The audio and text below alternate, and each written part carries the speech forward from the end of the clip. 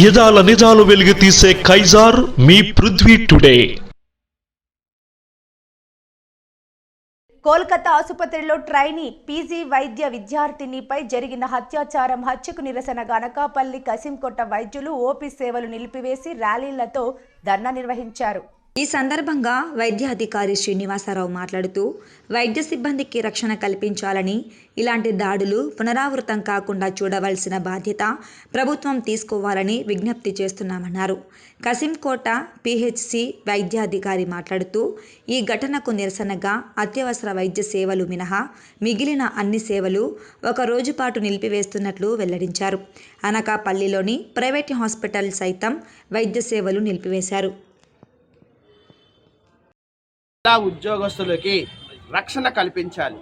అందులో జిల్లా స్థాయి హాస్పిటల్లోని ఏ హాస్పిటల్లో అవని కొన్ని రకాల కేసులు ఉంటాయి. ఆ కేసులు వచ్చినప్పుడు ఎమ్మెల్సీ కేసుల దగ్గర గట్ట అయ్యేటప్పుడు ఒకరికి మనం ట్రీట్మెంట్ చేస్తే అవతల పార్టీ వాళ్ళు తిరగబడే సందర్భం ఉంటుంది. డాక్టర్లు మనస్ఫూర్తిగా జాగ్రత్తగా వైద్యం చేద్దాం అనుకున్న టైంలో కూడా కొన్ని కేసులు చనిపోయే పరిస్థితి వస్తుంది.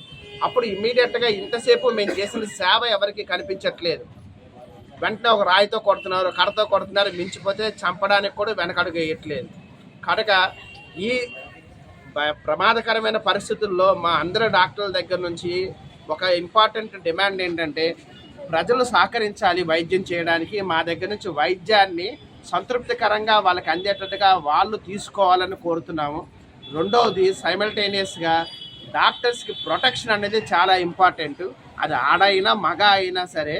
కనుక ఇక్కడ అవుట్ పోస్ట్ అనేది పెట్టాలని చాలా కాలం నుంచి డిమాండ్ చేస్తున్నాము. ఇప్పుడు పత్రికా ముఖంగా మీ ద్వారా కోరుతున్నది కూడా అదే. ప్రతి district hospital and area hospital లెవెల్లో కంపల్సరీగా పోలీస్ అవుట్ పోస్ట్ పెట్టాలని మీ ద్వారా విన్నపం చేస్తున్నాను. ఈవేళ మన అత్యంత పాశవికమైన దాడి ఒక డ్యూటీలో ఉన్న జూనియర్ వైద్యాధికారినిపై అత్యంత పాశవికంగా దాడి చేసి ఆమె మృతికి కారణమైన దుండగుణ్ణి తక్షణమే అరెస్ట్ చేసి శిక్షించాలని, ఈ విధంగా డాక్టర్లపై జరుగుతున్న, నర్సింగ్ సిబ్బందిపై జరుగుతున్న అతి పాశవికమైన దాడులను ఖండిస్తూ ఇండియన్ మెడికల్ అసోసియేషన్ ఇచ్చిన పిలుపు మేరకు Andhra Pradesh PHC medical officers association తరపున సంఘీభావం తెలుపుతూ అనకాపల్లి జిల్లా మొత్తం మీద మేము ఈ ప్రొటెస్ట్ చేయడం జరుగుతుంది. ఈ ప్రొటెస్ట్లో భాగంగా ఈవేళ రేపు అంటే 17, 18 తారీఖుల్లోని మేము ఓపీ సేవలన్నీ నిలిపివేయడం జరుగుతుంది. మేమైతే పిహెచ్సిలోనే హెడ్ క్వార్టర్లోనే అందుబాటులో ఉంటాం.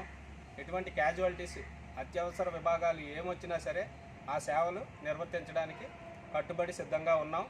ఓపీ సర్వీసెస్ మటుకు ఆ డాక్టర్ మృతికి నిరసనగా మేము నిలిపివేయడం జరుగుతుంది. అయితే మేము కొన్ని డిమాండ్స్తో ఉన్నాం. ఆ డిమాండ్స్ ఏంటంటే, ముందుగా ఆ డాక్టర్ని ఈ విధంగా పాశవికంగా చంపిన ఆ ఉన్మాదిని ఎవరైతే ఉన్నారో ఆ ఉన్మాదిని అరెస్ట్ చేయాలి, తీవ్రంగా శిక్షించాలి. అదేవిధంగా ఎవరైతే ఆ డాక్టర్ తాలూకా కుటుంబానికి ఒక రక్షణ కల్పిస్తూ ఒక కాంపన్సేషన్ కూడా ఇవ్వాలని డిమాండ్ చేస్తుంది. ఈ నైట్ డ్యూటీల్లోని పిహెచ్సి దగ్గర నుంచి చూసుకుంటే జిల్లా ఆసుపత్రులు, మెడికల్ కాలేజ్ ఆసుపత్రుల్లో కానీ డాక్టర్లకు కానీ నర్సులకు కానీ ఎటువంటి వైద్య సిబ్బందికి కానీ ఒక రక్షణ అనేది చాలా కరువయ్యింది. ఎవరికి నచ్చినట్టు వాళ్ళు ప్రాణం అనేది నిలబడితే ఏమీ లేదు, ప్రోటోకాల్ ప్రకారం వాళ్ళు డ్యూటీ చేశారంటారు. అనుకోని పరిస్థితుల్లోని ప్రాణం పోయినట్టయితే డ్డాక్టర్ల మీద, నర్సుల మీద దాడులకి తెగబడుతున్న పరిస్థితులు ఎవరికీ లక్ష్యం లేదు. మన ఇళ్లల్లో కూడా ఆడవాళ్ళు ఉంటారు, వాళ్ళు కూడా డాక్టర్లు అవ్వచ్చు. వాళ్ళు ఇలాగ ఈ విధంగా డ్యూటీలో ఉంటే చంపేస్తారా, కొడతారా, శిక్షిస్తారా? వాళ్ళ డ్యూటీలు వాళ్ళు చేసుకొనిద్దాం. ప్రభుత్వం తక్షణ బాధ్యత తీసుకుంటూ నైట్ డ్యూటీలు 24 అవర్స్ ఉండాలి పిహెచ్సీలు అనేసి అంటున్నారు. ఈ పిహెచ్సిలో ఉండే వైద్యులకు కానీ నర్సులకు కానీ రక్షణ ఎక్కడుంది? హెల్త్ అండ్ వెల్నెస్ సెంటర్లు పెట్టారు. హెల్త్ అండ్ వెల్నెస్ సెంటర్లో ఒక MLHPఏ ఉంటుంది. ఆ MLHPకి రక్షణ ఎక్కడుంది? ఊరు కోసానే కట్టున్నారు. రక్షణ లేని పరిస్థితుల్లోని ఈ విధంగా వైద్య సిబ్బంది ఉద్యోగాలు చేయడం, ప్రజారోగ్యాన్ని రక్షణ కల్పించడం మా బాధ్యత. మేము అది బాధ్యతగా చేస్తున్నాం. మాకు రక్షణ కల్పించడం ప్రజలు, ప్రభుత్వం యొక్క బాధ్యత. ఈ బాధ్యతను తీసుకొని మా డ్యూటీలు మేము సక్రమంగా చేసుకునేలాగా, మేము చేసే పరిస్థితుల్లోని మాకు రక్షణ కల్పించేలాగా ప్రభుత్వం చర్యలు తీసుకోవాలని AP PHC medical officers association Anakapalli general సెక్రటరీగా నేను కోరుతున్నాను. ఇది ఈవేళ రేపు జరుగుతుంటుంది. Thank you very much. అందరూ. పేరు వరలక్ష్మి, హైదరాబాద్ జిల్లా సెక్రటరీ. ఈరోజు చూస్తున్నాం. డాక్టర్స్ కానీ చిన్నపిల్లల దగ్గర నుండి కానీ ఎవరికి కూడా రక్షణ లేదు. 36 గంటలు విధులు నిర్వహించుకొని రక్షణ కోసం విశ్రాంతి కోసం అని చెప్పి డాక్టర్ గారు విశ్రాంతి తీసుకుంటున్న సమయంలోని ఒక దుండగుల బ్యాచ్ వచ్చి ఆవిడ మీద సామూహిక అత్యాచారం చేసి ఆవిడని చంపేయడం జరిగింది. ఈరోజు ఎన్ని చట్టాలు వచ్చినా మనకి ఢిల్లీలో నిర్భయ ఘటన జరిగింది. నిర్భయ ఘటన జరగగానే నిర్భయ చట్టం తీసుకొచ్చారు. మనకి తర్వాత హైదరాబాద్లో నిర్భయ ఎన్ని చట్టాలు వచ్చినా కూడా ప్రభుత్వ చట్టాలు ప్రతిష్టం చేయట్లేదు. ఈరోజు చూస్తున్నారు, విజయనగరం జిల్లాలోని 6 నెలల పసిగంద నుయ్యాల్లో ఉన్న పిల్లని కాడ అత్యాచారం చేసి చంపారు. అలాగే మనకి ఎక్కడ చూసినా కూడా ప్రభుత్వాలు ఏం చేస్తున్నారంటే మహిళలకి ఈరోజు రక్షణ కల్పిస్తున్నామని చెప్పి అంటున్నారు. కానీ మహిళలు ఇంట్లో నుండి బయటకు వెళ్ళి ఇంటికి వచ్చిన వరకు కూడా తల్లిదండ్రుల అరిచేతుల్లో ప్రాణాలు పెట్టుకోవాల్సి వస్తుంది. ఈరోజు కాలేజీలకి పంపించడానికి కానీ పిల్లల్ని కూడా ఎవరికాడ విలేజ్లో అయితే ఎక్కువ మత్తు పదార్థాలు గంజాయి ఇలాంటి వాటికి కూడా ఎక్కువ దీన్ని అలవాటు అయిపోయి కాలేజీల్లో కూడా గంజాయి విపరీతంగా అమ్ముతున్నారు.